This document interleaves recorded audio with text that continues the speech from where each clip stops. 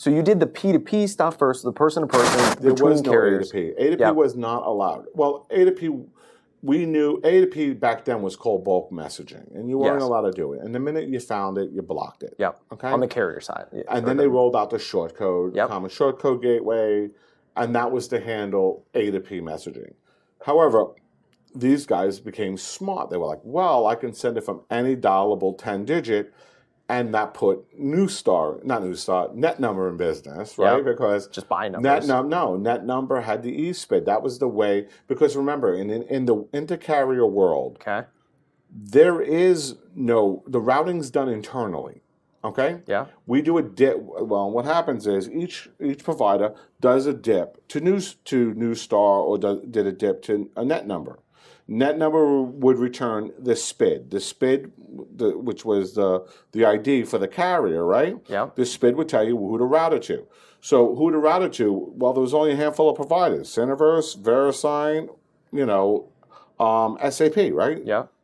So if it was an AT&T subscriber, it went to VeriSign. If it was a Verizon subscriber, it went to SAP. If it was, I'm trying to think of a Syniverse carrier back then. Whoever, so they essentially figured this out. But we would know because we kept internal lists. We just needed to know what the ID was. Okay, like the home address for a phone we didn't care about the MSISD, and we just cared about what it returned when we did the dip to the SS7 network to route it, right?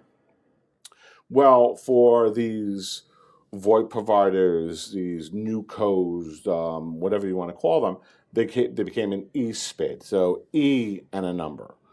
And then we did the exact same thing. So all the routing was always done internally within the ICVs. They're all routed internally, okay?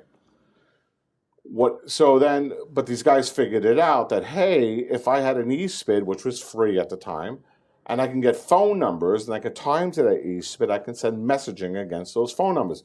Okay, that's great. You have an app on your phone, all right, a messaging app, or you have a smart TV, whatever. You can use it for a number of things. Well, when you start opening up things like that, then all of a sudden there are the bad actors. And I blame the industry for this. I blame the industry for allowing it.